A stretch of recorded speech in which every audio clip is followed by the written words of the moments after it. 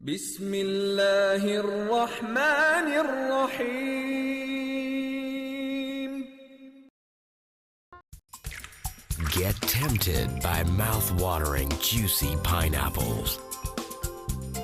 Chill out with refreshing tropical fruit cocktails. Del Monte. Say yes to the best.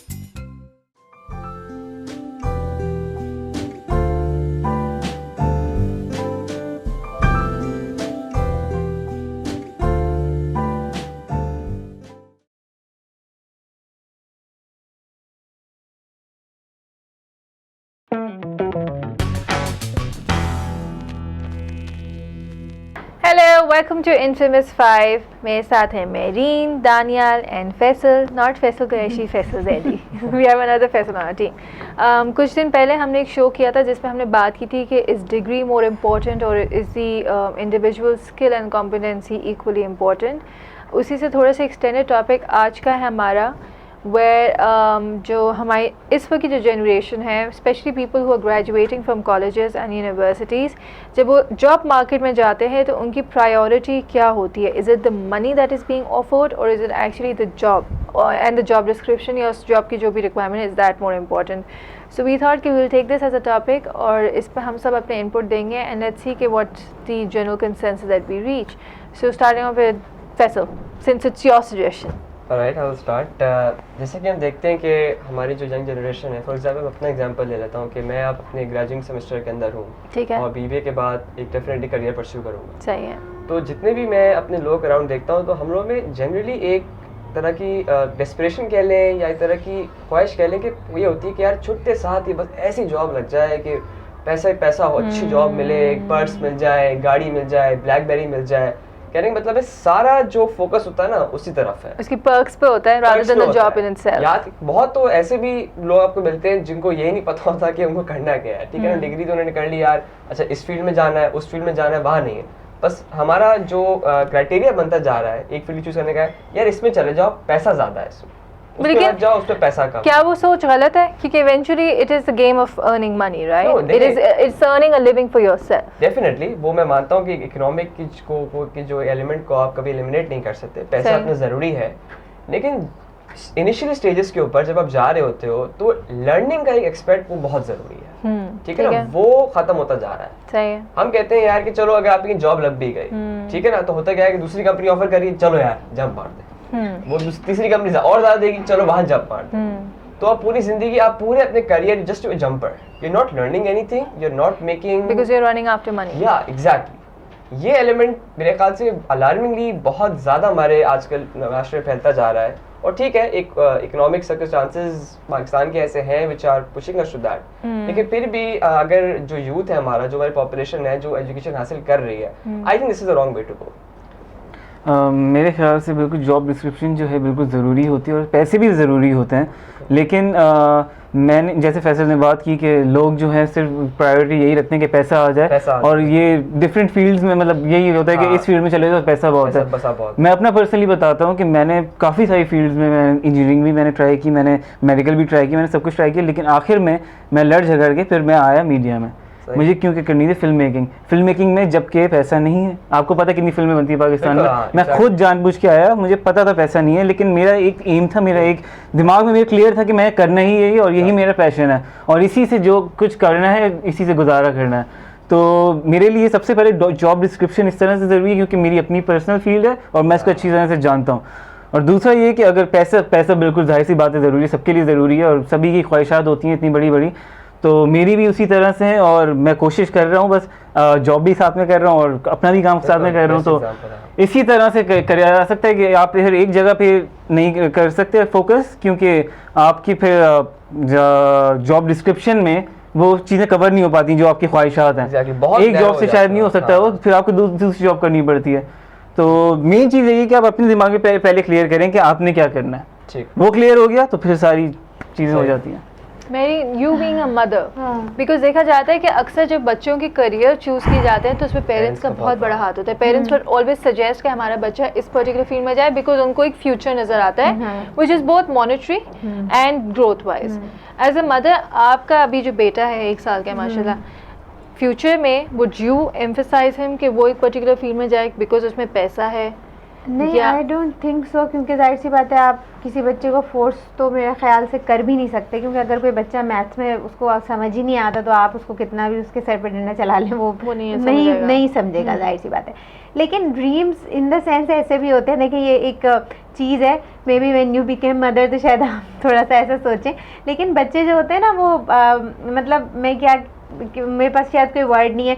कभी कभी ऐसा होता है कि हम लाइफ में बहुत सी चीज़ें ऐसी होती हैं जो हम मतलब उसको हासिल करना चाहते हैं बट हम नहीं कर सकते, तो हमको ऐसे दिल चाहता है. मतलब ये नहीं है कि उसमें वो भी एक लव है, तो हम चाहते हैं कि यार नहीं, मतलब हमारे बच्चा ऐसा होना चाहिए. मतलब आपका रिफ्लेक्शन होता है. इन अदर वर्ड्स बच्चे जो होते हैं वो माँ बाप का रिफ्लेक्शन होते हैं. मतलब आप देखें ना जो ये रियलिटी बेस्ड शोज, जैसे मैं इंडिया के कुछ प्रोग्राम्स थी तो उसमें जो डांसर्स होते हैं, जो सिंगर्स बच्चे आते हैं, तो हमेशा ही कहते हैं कि ये मेरे माँ का ख्वाब था या मेरे बाप का ख्वाब था, क्योंकि वो इस पर्टिकुलर फील्ड में एक्सेल नहीं कर सके तो वो चाह रहे हैं कि मैं करूँ और मैं उनका ये ख्वाब आगे ले जाऊँ. और उसमें उसका पता ही क्या है, क्योंकि वो क्योंकि देखिए अगर आप एक डांसिंग है तो आप उस डांसिंग से, क्योंकि आप एक डांसर बनना चाहते हैं तो आप उस प्रोफेशन से लव करते हैं एक्चुअली.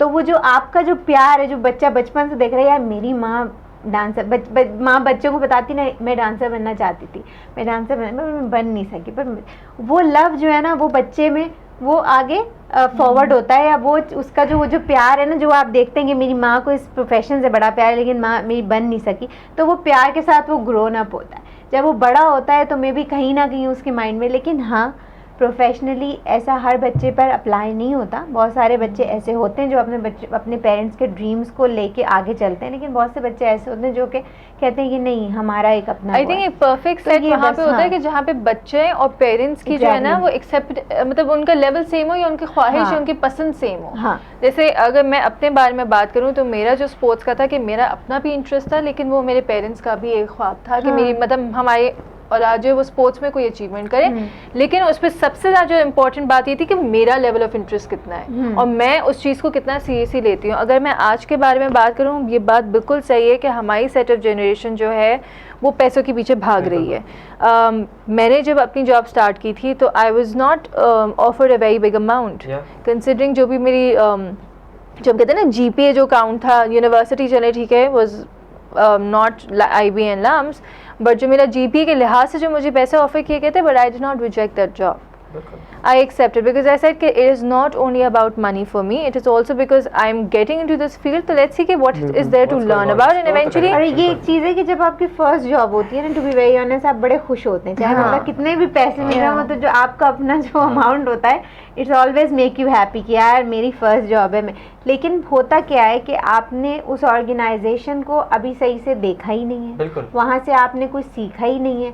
अभी तो आप इतने फ्रूटफुल भी नहीं बने कि ऑर्गेनाइजेशन आपका बॉस आप पे इन्वेस्ट करे. बिल्कुल सही बात कह रही हैं. आफ्टर 2 और 3 इयर्स आप इतने फ्रूटफुल होते हैं कि तब बॉस आप पे इन्वेस्टमेंट करता है कि यार मतलब इन सर्टेन ऑर्गेनाइजेशंस आपको कोर्सेज कराए जाते हैं, आपको सिखाया जाता है कि अब हम इसको सिखाएं ताकि हम इसको ऊपर लेके आए, मैनेजमेंट लेवल तक ले गए. लेकिन आप तो उससे पहले ही जॉब छोड़ देते हैं. तो आपने जो कुछ आपको खुद आता है ना वही चीज़ आपको आएगी, आप उसके आगे नहीं सीख सकते. मतलब वो आपकी पर्सनालिटी ग्रूमिंग नहीं हुई. जिस तरह से आप ऑर्गेनाइजेशन में आए थे वही विद द सेम नॉलेज आप वहाँ से छोड़ के जा रहे हैं. ऐसा नहीं हुआ कि आज से 5 इयर्स बाद जब आप इस ऑर्गेनाइजेशन से निकलें तो आप सोचेंगे यार जब मैं यहाँ आई थी तो मुझे ये आता था और अब जब मैं यहाँ से निकली हूँ तो मैंने ये चीज़ें लर्न की. क्योंकि आप अपना वो देखें ना कि जब आपने ज्वाइन किया था और जब आप उस ऑर्गेनाइजेशन से निकले तो आपने क्या सीखा है, क्या आपने ऑर्गेनाइजेशन को वापस दिया है. मेरे अराउंड सर्कल में अगर मैंने बहुत से लोगों को देखा है जो लोग पैसों के पीछे भागे हैं, उन्होंने इतनी जॉब स्विचिंग की है कि अब उनकी जो वो क्रेडिबिलिटी है ना ऑफ वर्किंग वो खत्म हो चुकी है. अगर उनको कोई ऑफर करने को तो कहते हैं यार नहीं, लेकिन इसने तो पास्ट में इतनी जॉब स्विच की हैं कि how can I trust this person या मैं इस पे इन्वेस्ट. जैसे मेरी ने बात की कि वो ऑर्गेनाइजेशन आप पे क्यों इन्वेस्ट करेगा.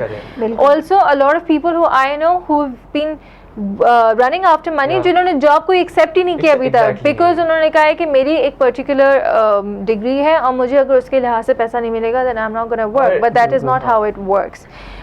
सिर्फ एक डिग्री होना, वही जो हम बात करते हैं कि एक डिग्री होना इज नॉट इम्पॉर्टेंट, आपने कितना लर्न किया है उस पर्टिकुलर फील्ड में, कितनी प्रैक्टिकल एप्लीकेशन गई है, that is more important for employer. और बिलीव मी कि अगर आप 5 साल या 4 साल कॉन्स्टेंटली कहीं जगह काम करते हैं और जब आप वहाँ से निकलते हैं तो आपको पैसा भी मिलेगा, ये नहीं है।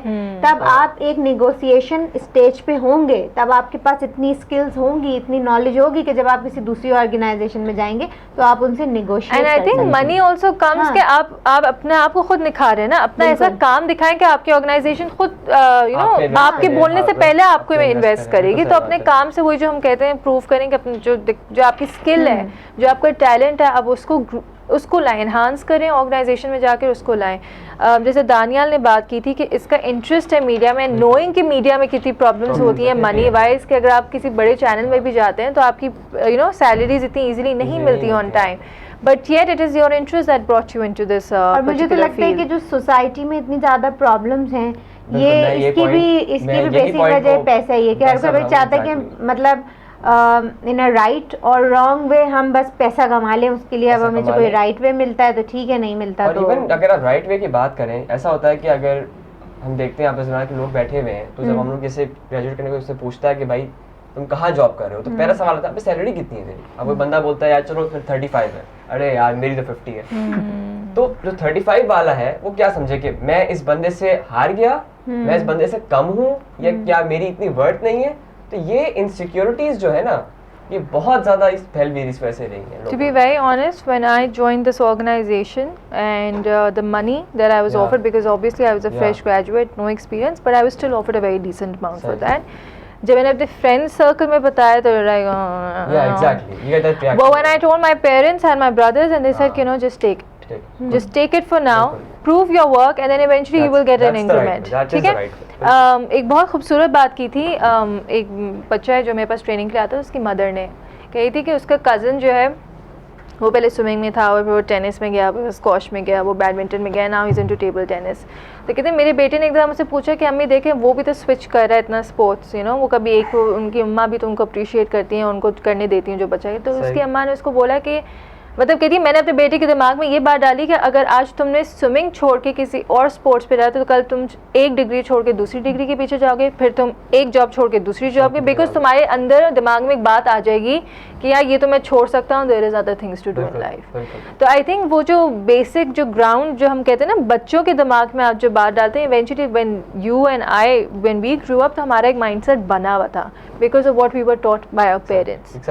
तो आई थिंक उसमें पेरेंट्स का भी बहुत बड़ा हाथ होता है कि वो अपने बच्चों को किस तरह एजुकेट करते हैं और किस तरह उनको ये जो चीज़ सिखाते हैं ना कि ये छूट सकता है, आगे और भी चॉइसेस हैं, ये कोई बात नहीं, ये नहीं है, छोड़ दो उसको। जो छोड़ने वाला नहीं, ये नहीं आप उनको बोलें बेटा this is it, this is what you have. मैं एक चीज़ ये ज़रूर कहूँगी, जिससे सॉरी आपकी बात मैं काट रही हूँ, जिससे मैं ये बात ज़रूर कहूँगी, अगर आप वाकई चाहते हैं कि आपका कोई ड्रीम है जिसको आपके बच्चे फुलफिल करें, तो अपने उस ड्रीम से अपने बच्चों को लव करना सिखाएं। अगर आप एक डॉक्टर हैं ना और आप अपने घर आते हैं और आकर आप बदतमीज़ी करते हैं, एक मिसाल की बात है, और आपके लिए अपनी फैमिली के लिए टाइम नहीं है और कुछ भी ऐसी कुछ आपकी आदत है, तो बच्चा इनडायरेक्टली आपके प्रोफेशन से नफरत करेगा। मुझे डॉक्टर नहीं बनना, भी मेरे अब्बू डॉक्टर है, उनके पास तो हमारे लिए टाइम ही नहीं होता, हमारे साथ I don't want to be a doctor. अगर आप डॉक्टर बनाना चाहते हैं अपने बच्चे को, क्योंकि आप ही के बच्चे आपका ड्रीम पूरा ज़रूर कर सकते हैं, अगर आप उनको डॉक्टर बनाना चाहते हैं तो आप उनके दिल में बचपन से उस प्रोफेशन के लिए लव पैदा करें। और जब बच्चा एक उस प्रोफेशन के साथ, एक लव के साथ वो ग्रोन अप होगा ना, तो वो ऑटोमेटिकली उसका भी ड्रीम बन जाएगा। बिल्कुल। और मेरे ख्याल से यहाँ पे जो हमारे एजुकेशन इंस्टीट्यूट्स हैं, इन पे भी एक जिम्मेदारी जाती है कि जब खासकर जब BBA लेवल पे जब स्टूडेंट्स होते हैं या मास्टर्स लेवल पे होते हैं, तो करियर बिल्डिंग के ऊपर फोकस करना चाहिए। बिल्कुल काम होता तो है नहीं यहाँ पे, ठीक है ना, और उसे करना चाहिए। और जैसे मेरी ने वाली बात की थी, पर्सनैलिटी बिल्डिंग को आगे लाएं। सिर्फ उनके अंदर ये ना बोल दें कि यार इतनी GPA नहीं मारोगे तो तुम्हें यहाँ जॉब नहीं मिलेगी, इतनी GPA नहीं मारोगे तो वहाँ जॉब नहीं मिलेगी, अगर मिलेगी भी तो क्या करोगे, पैसा भी लोगे और फिर आगे पीछे करना शुरू करोगे। इसी बात से मैं थोड़े से एक्सटेंड करूँगी, एक कॉन्सेप्ट है काउंसलर्स का। बी इट आपकी साइकोलॉजिकल काउंसलिंग होती है, या आपकी करियर बिल्डिंग काउंसलिंग होती है, या आपको जो डिफरेंट पर्सनैलिटी काउंसलिंग होती है, lot of counsellings.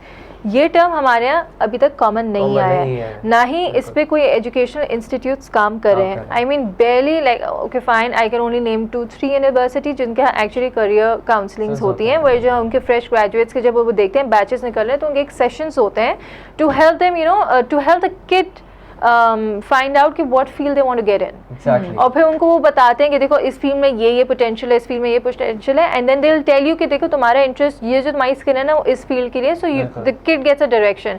Often at times the kid finds it difficult to speak to the parents because parents के दिमाग में अपना एक होता है कि हमारा बच्चा उसमें, तो वहाँ पे कॉन्फ्लिक्ट आ जाता है. उस कॉन्फ्लिक्ट को अवॉइड करने के लिए ना वो बच्चा ना इधर का रहता है ना उधर का रहता है. फिर उसके दिमाग में अच्छा ठीक है चले कुछ केसेस होते हैं जहाँ पे बाकी में लोग जो हैं वो पैसों के लिए ही काम करते हैं, money is a priority for them, but eventually you also need to realize कि पैसा is not all that we have. अगर आपने कोई लर्निंग की और अगर आपने अपने परफॉर्मेंस और अपने काम से अगर आपने आपको निखार सकते हो तो पैसा तो आपको इवेंचुअली आना ही follow है. करेगा. Eventually it is a game आजकल ऑफ के मनी. टाइम में मल्टी टैलेंटेड होना बहुत ज़रूरी है.